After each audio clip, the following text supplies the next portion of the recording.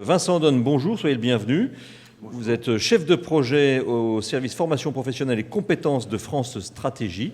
Je pense qu'en 2 minutes, vous allez peut-être nous dire ce que c'est que France Stratégie et quel est ce think tank en quelque sorte rattaché au service d'un homme qui a été fort occupé hier puisque c'est le Premier ministre. Et puis ensuite, vous allez donner en quelques points les grandes lignes de la réforme. À l'issue de cela, une pause et puis on se retrouve donc en groupe pour échanger sur cette réforme. Ça marche? Ouais. Alors bonjour à tous. Alors, déjà effectivement pour préciser une petite chose, c'est que je devais donc participer à une table ronde qui s'appelait le point de vue des institutionnels sur la réforme. Et du coup c'est important de vous dire quand même que France Stratégie n'est pas à proprement parler un organisme institutionnel. Qu'est-ce que c'est France Stratégie? C'est un organisme qui est certes rattaché au service du Premier ministre, fort occupé hier comme vient de le dire le monsieur, mais qui voit son indépendance sanctuarisée dans le cadre d'une charte et qui nous permet d'avoir un avis relativement critique sur les initiatives du gouvernement. Qu'est-ce que fait France Stratégie? Alors France Stratégie, au final, agit comme ce qu'on appelle un laboratoire d'idées publiques. Alors c'est un nom un petit peu pompeux, qui en fait signifie que nous sommes en charge de réaliser des études pour le gouvernement, notamment dans le but de préconiser des idées de politique publique, et que nous réalisons également des concertations, que ce soit avec les partenaires sociaux, soit avec les citoyens. Vous savez que c'est quelque chose qui se fait de plus en plus. Et enfin, on procède dans certains cas à des évaluations de politique publique. Donc on agit en amont, on peut dire, des réformes et en aval lorsqu'on fait de l'évaluation de politique publique, mais nous ne sommes absolument pas sur ce qui est de la mise en œuvre opérationnelle des réformes. Alors du coup, effectivement, pour me présenter, donc moi je suis Vincent Donne, donc chef de projet formation professionnelle et compétences au sein de France Stratégie. Et pour la petite histoire, dans une autre vie, il y a maintenant un petit moment, j'ai passé un DUT, donc je suis moi-même titulaire d'un DUT, technique de commercialisation. Alors effectivement, je fais partie des gens qui, après le DUT, a continué ses études un petit paquet de temps, mais bon, voilà, c'est pour montrer qu'au final, après un DUT, on peut faire beaucoup de choses différentes. Alors on m'a demandé de vous parler un petit peu de la philosophie de la réforme. Donc initialement, je devais être avec des représentants des différents ministères.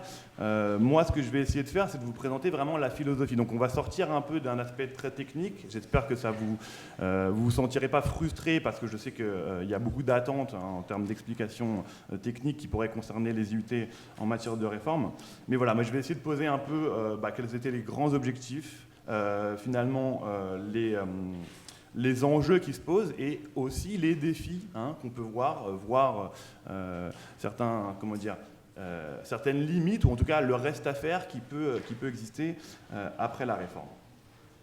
Alors déjà, pour rappeler en 2 mots un petit contexte, on sait, vous le connaissez, je détaille en 2 mots, mais vous le connaissez, on est dans un cas en France de persistance de chômage de masse, où finalement la probabilité de se retrouver au chômage est fortement corrélée au niveau de qualification, puisqu'on a un taux de chômage de 18,6% chez les non-diplômés et de 5,2% pour les bacs plus 2 ou plus. Déjà on voit, ça permet de le dire en introduction, que le diplôme reste encore aujourd'hui le meilleur rempart contre le chômage, c'est important de le rappeler, y compris dans une société où on a cette massification de l'enseignement supérieur. On a 1,3 million de demandeurs d'emploi qui sont d'un niveau de qualification inférieur au niveau 5, et on a ce fameux problème spécifique aux jeunes, avec 100 000 jeunes qui sortent du système éducatif sans diplôme, et 1 million de jeunes qui sont ni en emploi ni en formation, et qui sont d'un niveau 4 ou inférieur. Le système de formation professionnelle français, jusqu'à présent, il se qualifiait aussi par une certaine inégalité en matière d'accès à la formation continue. Inégalité en fonction des statuts d'emploi, puisqu'on a environ 59% des salariés qui accèdent chaque année à une action de formation professionnelle, contre seulement 32% des demandeurs d'emploi. Et inégalité en fonction des niveaux de qualification. C'est quelque chose qui est vrai pour l'ensemble des pays européens, mais qui est tout particulièrement le cas en France. Et on a aussi un système qui, jusqu'à présent, en tout cas c'est ce que beaucoup de gens disaient, hein, ce sera en débat et je pense que les partenaires sociaux pourront réagir là-dessus, on avait un système de formation professionnelle qui se traduisait par une certaine opacité, hein, avec une multiplicité d'acteurs, etc., des rôles des parties prenantes pas toujours extrêmement clairs à identifier, et avec pour conséquence finalement une sous-consommation assez critique de ces droits individuels à la formation, puisque selon les derniers chiffres qui ont été rassemblés, on se rend compte que seulement 4% des titulaires de compte ont utilisé des heures soit DIF, soit CPF sur la période 2015-2018. Donc on voit 4%, c'est quand même un chiffre qui est extrêmement faible. Surtout quand on sait que ce CPF est censé quand même être aujourd'hui un peu la pierre angulaire de l'accès à la formation, en tout cas d'un point de vue individuel. Alors, la philosophie générale et les grandes lignes de la réforme. Alors, on pourrait résumer l'objectif principal de la réforme ainsi. D'un côté, améliorer la gouvernance du système, dans le but de clarifier et de redéfinir le rôle des acteurs, hein, pouvoirs publics, partenaires sociaux, entreprises et individus. Et dans un deuxième temps, améliorer la qualité et la performance du système en responsabilisant les actifs pour leur donner la liberté de choisir leur avenir professionnel. Là, je spoil un peu, c'est le nom de la réforme, vous le savez. Donc voilà l'objectif global. Alors, par quoi ça se traduit? Je pense que c'est important de le noter tout de suite. Effectivement, ça se traduit par la volonté de créer une situation de marché, hein, en ce qui est de l'accès à la formation professionnelle. En tout cas, pour ce que moi j'appelle les individus de droit commun, c'est-à-dire les actifs salariés. J'y reviendrai après. On a donc d'un côté une forme de libéralisation de l'offre de la formation professionnelle qui se traduit par quoi? Qui se traduit par une concurrence accrue entre les organismes de formation, et ça peu importe leur nature, et je sais que ça a été déjà dit hier, ça va être l'un des enjeux pour les DUT de se positionner sur ce nouveau marché, hein, sur cette nouvelle concurrence. On a, et ça n'a peut-être pas été assez souvent souligné quand on parle de la réforme, un assouplissement de la définition d'une action de formation. Ce qui est une très bonne chose, hein, ça permet d'amener des nouveaux modes de délivrance, ça permet d'introduire des choses comme la FES par exemple, mais on peut aussi voir ça comme une forme de déverrouillage juridique qui au final donne une plus grande liberté à des acteurs, hein, qui sont libres et en capacité d'agir sur ce marché de la formation professionnelle. On a aussi, j'y reviendrai un petit peu après, un autre marché qui est tout nouveau, qui vient de se créer, qui est le marché dans le cadre du CEP qui s'adresse aux actifs. Chose qui est nouvelle et qui jusqu'à présent n'existait pas, j'y reviendrai. Il y a évidemment le marché de l'apprentissage, on va y revenir un petit peu après, même si je préfère pas forcément m'aventurer très très profondément dans cette question de la réforme de l'apprentissage parce que j'en suis pas le plus grand spécialiste et que c'est un sujet extrêmement technique et je pense que d'autres personnes seront peut-être plus à même d'en parler, notamment les OPCO. Donc voilà, donc libéralisation d'un côté de l'offre. Et ensuite, on a ce qu'on pourrait appeler une libération de la demande. C'est-à-dire qu'on est sur une responsabilisation des individus. C'est même au final un peu la pierre angulaire de la réforme, l'idée de rendre l'individu acteur de son parcours de formation. En tout cas, en ce qui concerne son droit individuel. Alors par quoi ça se traduit? Ça se traduit évidemment par ce nouveau CPF monétisé. Hein. L'idée est bien de passer d'un CPF en heures à un CPF en argent, selon les trébuchants, pour pouvoir faciliter le recours individuel à la formation. On a ce CPF, et ça aussi c'est l'une des grandes nouveautés, qui va se retrouver complètement désintermédié. Aujourd'hui, on n'aura plus du tout besoin de passer par un acteur public ou non public pour pouvoir mobiliser son CPF. On a cette création de l'application hein, qui est annoncée et qui devrait, je pense, arriver incessamment sous peu, parce qu'il me semble que l'application est en septembre. Il me semble que la version bêta doit sortir en juin et qu'elle sera disponible à l'automne. Avec cette fameuse, ce TripAdvisor de la formation professionnelle, hein, où on pourra avoir des filtres par métier, des filtres géographiques, hein, qui va être lancé du coup par la caisse des consignations et des dépôts, nouveau venu dans le champ de la formation professionnelle. Hein. Ça va être là aussi un très grand défi pour eux de mettre en place cet outil, sachant qu'ils n'ont pas forcément aujourd'hui une expertise très forte hein, sur les questions de formation professionnelle. Et la libéralisation de la demande, elle se traduit évidemment par la suppression des listes éligibles au CPF. Hein.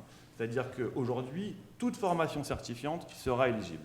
Et moi, je prends souvent cet exemple-là et on voit qu'un certain nombre d'opérateurs de formation vont se lancer à corps perdu là-dedans. Alors moi, j'habite à Paris, vous avez partout des pubs Wall Street English. Vous voyez Wall Street English, les institutions qui offrent des cours d'anglais à tout le monde, etc.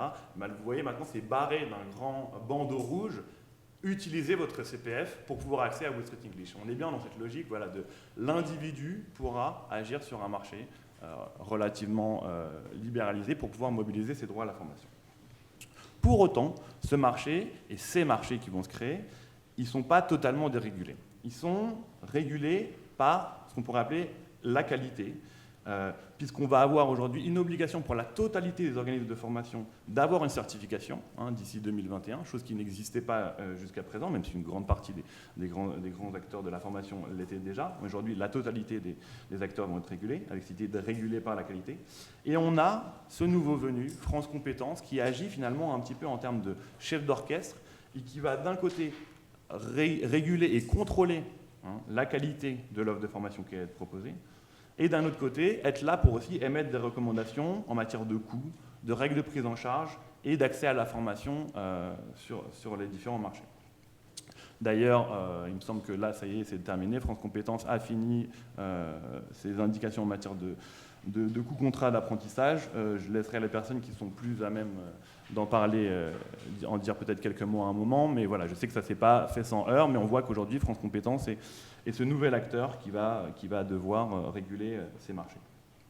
Alors si on a du coup cette libéralisation du marché de la formation, on voit qu'il y a tout de suite deux grands enjeux, en tout cas pour nous à France Stratégie qui apparaissent, deux grands besoins, qui est d'un côté le besoin d'un accompagnement à la mobilisation de ses droits individuels, parce que mettre un individu en responsabilité de construire son parcours de formation et son parcours professionnel, ça nécessite de l'outiller et ça nécessite de l'accompagner. Et enfin, on va avoir un besoin d'une contribution de l'État pour les personnes les plus fragiles, qui ne disposent pas forcément de ressources individuelles à mobiliser, parce qu'elles n'ont pas de contrat, par exemple, et que du coup, l'entreprise ne pourront pas leur offrir un accès à une formation, et parce qu'elles n'ont pas ou peu de ressources individuelles, parce qu'on sait que les personnes les plus fragiles, généralement, n'ont pas forcément accumulé assez de ressources dans leur CPF pour pouvoir vraiment accéder à de la formation. Alors, la première réponse à cette question, elle se trouve partiellement comprise dans la réforme. À savoir la nécessité d'outiller les individus sur ce marché. On a une refonte du CEP qui, là encore, devient un outil qui est censé être central dans la mobilisation du droit à la formation. Je sais que vous le savez, mais voilà, pour rappel, depuis 2015, le CEP, c'est le service d'accompagnement gratuit et personnalisé qui est proposé à toute personne qui souhaite faire le point sur sa situation professionnelle et, s'il y a lieu, élaborer et formaliser un projet d'évolution professionnelle. Et on voit là aussi cette logique sur le CEP, une articulation où d'un côté, pour ce qui est des actifs, on a les actifs salariés, on va avoir cette logique de marché qui va s'instaurer, à savoir que désormais, on va avoir au niveau régional un appel d'offres qui va être lancé incessamment sous peu, pour pouvoir choisir l'opérateur qui sera habilité à délivrer le CEP au niveau régional. Il y en aura un et il sera choisi. En revanche, pour ce qui est des publics dits fragiles ou plus vulnérables, c'est-à-dire les jeunes, les demandeurs d'emploi et travailleurs handicapés, on reste sur une délivrance du CEP qui va continuer à être opérée par des opérateurs publics. Pôle emploi, les missions locales, l'APEC et Cap emploi. Et je pense que cette séparation entre d'un côté un marché de la formation pour les personnes les plus autonomes et d'un autre côté une intervention de l'État qui vient subventionner et accompagner les plus fragiles, ça résume très bien la nouvelle architecture qu'on a dans le cadre de la formation professionnelle. J'y reviendrai juste après avec l'articulation un peu avec le PIC, qui est important pour comprendre, je pense, la réforme. Après, effectivement, en termes d'accompagnement d'outillage des individus, la question se pose de savoir si le CEP sera à même refondu, de répondre aux besoins d'accompagnement et si la Caisse des dépôts, qui est nouvelle, comme je le disais, dans ce champ-là, va pouvoir répondre. Voilà deux grands enjeux qui se posent et je pense qu'aujourd'hui, il est évident que le CEP est encore méconnu et qu'il va falloir vraiment investir de la part des pouvoirs publics et des acteurs qui sont habilités à le délivrer. Personnellement, moi, avant, je travaillais à Pôle emploi pendant plusieurs années et c'est vrai que le CEP est encore aujourd'hui, malheureusement, trop méconnu. L'autre outillage qui, finalement, a subsisté un petit peu in extremis, c'est le CPF de transition professionnelle qui vient remplacer le CIF. Qui a été sauvegardé de haute lutte par les partenaires sociaux et qui va quand même, il faut le dire, voir son financement un petit peu réduit. Hein. Donc là encore, à voir aussi avec cette nouvelle gouvernance qui va s'instaurer, puisque les fonds GECI vont être remplacés par les CPIR, qui vont être désignés au niveau régional. Il y a encore des zones d'ombre dans la gouvernance de cet outil-là. Du coup, comme je le disais, pour comprendre un petit peu la philosophie de la réforme, il est important de dire quelques mots du PIC. Pourquoi ? Parce que justement, le PIC, c'est bien l'État qui vient pallier aux limites que pourraient avoir ces nouveaux marchés de la formation professionnelle. Alors, le PIC, en 2 mots, je sais que vous devez le connaître un petit peu. Le PIC, lancé en 2018, c'est un investissement d'une quinzaine de milliards d'euros sur 5 ans qui vise à former 1 million de jeunes et 1 million de demandeurs d'emploi faiblement ou peu qualifiés, qui vise à répondre aux besoins des métiers en tension, qui vise à contribuer à la transformation des compétences dans l'économie française et à renouveler finalement l'offre de formation, aussi bien dans ses modes de délivrance, dans le but de viser une modernisation de l'offre de formation, que dans son orientation, puisque on va voir que ce sont des formations vers certains métiers, vers certaines filières qui vont être privilégiées. Au niveau opérationnel, c'est un plan national qui va se décliner en plans régionaux, hein, avec des appels à projets, du financement d'entrée en formation et des dispositifs d'accompagnement des publics. Mais voilà, je ne vais pas revenir en détail sur la dimension opérationnelle. Par contre, en termes de philosophie, qu'est-ce qu'on a ? Qu'est-ce qu'on a dans le PIC ? On a justement un État qui va venir subventionner les personnes les plus fragiles pour qu'elles puissent accéder à la formation. À savoir que l'État va directement subventionner l'entrée en formation de publics cibles, que sont les jeunes, les demandeurs d'emploi, les travailleurs handicapés, les personnes qui sont incarcérées, etc. On a également un accompagnement qui va se retrouver beaucoup plus important. On a un accent qui est mis sur la personnalisation et l'accompagnement, aussi bien à la définition qu'à la réalisation du projet de formation. Et c'est là ce qui est intéressant, c'est qu'en revanche, là où on avait dans la réforme la création de ce marché avec des actifs qui sont libres, responsables d'aller et d'évoluer dans un marché libéralisé, on a là, dans le cadre du PIC, une situation régulée, voire pilotée par le gouvernement et par l'État, pardon. À savoir que du côté de la demande, on va voir que ces publics spécifiques ils sont orientés pour répondre à la demande sur le marché du travail. Donc on oriente les individus vers des filières stratégiques, soit qui sont définies au niveau national, la transition numérique, la conversion écologique, le transport, l'agroalimentaire et l'agriculture, soit définies au niveau régional par les acteurs dans le cadre de contrats qui sont passés entre les régions et l'État. Et aussi, on voit que ces publics ils sont orientés vers les métiers en tension qui sont définis vers Pôle emploi. Donc on a bien une orientation des publics vers certaines formations, ce qui n'existe plus du tout dans le cadre du marché traditionnel de la formation professionnelle. Et on a aussi l'État qui va utiliser ce PIC comme un objet pour la refonte finalement de l'offre de formation, à savoir que l'État va essayer d'encourager les organismes qui sont en capacité d'offrir de la formation pour pouvoir mieux répondre aux besoins des entreprises et des territoires, mais aussi pour pouvoir avoir une modernisation de leur offre de formation, à savoir qu'on va encourager l'innovation et les nouvelles modalités de délivrance, hein, que ce soit de la formation ouverte à distance, que ce soit du blended, comme on dit. Il va l'encourager par le biais d'appels à projets et la refonte, finalement, du cahier des charges des contrats dans le PIC. Donc, pour conclure sur juste l'articulation entre ces deux faits-là, on a bien d'un côté la situation de marché pour les actifs et les autonomes en général, et en parallèle, le développement d'une situation hors marché, ou en tout cas subventionnée, pour les plus fragiles, que ce soit les jeunes, les demandeurs d'emploi ou les travailleurs handicapés. Alors là, ce que je viens de dire, ce n'est pas du tout une critique. Hein. On peut se dire que c'est de l'argent public investi directement, du coup, parce qu'il y a... on peut lui dire que c'est normal d'utiliser de façon raisonnée. À l'inverse, effectivement, on peut dire que pour ce qui est du droit individuel à la formation, c'est finalement de l'argent socialisé et que du coup, il est plutôt destiné à soutenir des initiatives individuelles. Après, c'est une dimension politique, chacun se fera son avis sur la question. Pour terminer, il y a 2-3 éléments de la réforme que j'ai peu abordés, et comme je disais, parce que d'autres le feront peut-être mieux que moi. Il y a évidemment la question du financement, où on a finalement un financement simplifié, hein, on le sait, hein, désormais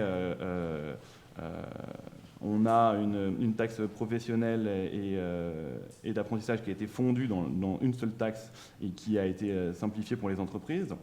On a effectivement, ça a été dénoncé par beaucoup, et je pense que ce sera traité par les partenaires sociaux, une sorte de reprise en main par l'État du financement et de la gestion du financement de la formation. Côté perception, puisque désormais c'est effectivement l'URSSAF qui va prélever cette taxe, et côté gestion, puisqu'il va incomber à France Compétences de répartir la totalité des fonds mutualisés aux différents acteurs de la formation professionnelle et de l'apprentissage. Donc on a bien cette reprise en main par l'État, même si France Compétences, bien évidemment, est un organisme quadripartite. Voilà, on peut voir ça comme ça. Après, je vous ai dit, il y a la question de la réforme de l'apprentissage que je préfère un peu laisser de côté. Et enfin, une des questions qui se pose, et là aussi qui est un peu à mettre sur la table, c'est la question du nouveau rôle qui est censé jouer l'entreprise. Parce que vous avez vu, j'ai peu parlé de l'entreprise dans cette nouvelle architecture institutionnelle. Alors c'est vrai que d'un côté, elle voit son rôle réaffirmé, puisque bon, elle récupère l'apprentissage qui jusqu'à présent incombait aux régions, et Dieu seul sait si les régions l'ont fait savoir. On a aussi les branches professionnelles qui, avec l'appui des opérateurs de compétences, vont devoir déterminer les priorités en matière de formation nécessaires et contribuer plus activement à l'élaboration des certifications professionnelles au sein des ministères. Donc d'un côté, on a ce rôle réaffirmé des entreprises et des branches. Et d'un autre côté, on peut se dire aussi qu'en termes de responsabilité, finalement, l'entreprise se voit un petit peu relativement épargnée par la réforme, dans le sens où la responsabilité, aujourd'hui, va beaucoup peser sur les individus, sur les offreurs de formation qui vont devoir, eux, se mettre aux normes et finalement entrer dans une logique un peu de concurrence, et sur l'État qui va venir en complément intervenir pour les personnes les plus fragiles. On n'a effectivement pas eu de hausse des prélèvements aux entreprises pour la formation. La suppression des minima de dépenses qui date de 2014 n'a pas été touchée. Et on voit que l'un des gros enjeux qui va se poser, c'est l'articulation entre le droit individuel à la formation et, on pourrait dire, le droit collectif qui va s'incarner notamment dans le plan de développement des compétences que vont mettre en place les entreprises. Voilà, cette articulation entre ces deux faits-là va être un petit peu à construire. Parce qu'il faut rappeler que le salarié va devoir demander quand même à son employeur s'il veut mobiliser son CPF sur ses heures de travail. Ça avait été quelque chose qui avait été mis en débat, mais ce sera le cas. Et enfin, il y a ces outils qui sont un peu les clés de voûte de cette articulation. D'un côté, les entretiens professionnels, de l'autre côté, la GPEC, qui sont des dispositifs qui restent encore largement à développer et qui sont vraiment vus comme, dans la nouvelle réforme, dans la nouvelle architecture, l'articulation entre l'individuel et le collectif.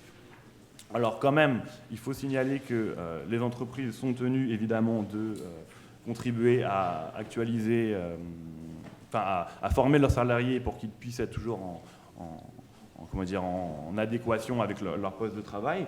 Et rappelons aussi que les entreprises sont obligées d'abonder le CPF de leurs salariés si jamais ils ne justifient pas du fait que leurs salariés ont bénéficié d'une action de formation au cours des dernières années.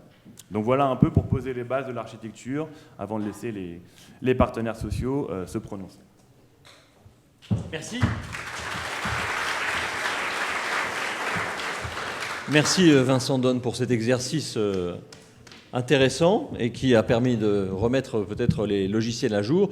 Avant de vous envoyer en pause, Xavier Daran, un mot, puisque si Vincent Donne s'est adonné à cette présentation, c'est parce qu'on a eu une petite défection. Donc, je vous laisse expliquer. Voilà, oui, deux petites défections aujourd'hui, donc pour deux raisons complètement différentes. Donc je vous prie d'excuser Madame Catherine Thibault de la DGCIP qui devait nous accompagner aujourd'hui, mais suite à un gros problème personnel, elle a dû décliner l'invitation hier matin et également a décliné l'invitation hier matin, Monsieur Druel pour le ministère du Travail. Donc ils ont bien sûr pris l'engagement de venir nous retrouver l'an prochain lors de nos séances plénières à Descartes. Voilà, désolé. Très bien, merci. Non, c'est en fait, je vous laisse, il est 10, on se retrouve à 30 pour la discussion ouverte et surtout les points de vue des différents partenaires sociaux invités dans le cadre de cette table ronde. Merci de nous rejoindre pour 10h30. À tout de suite.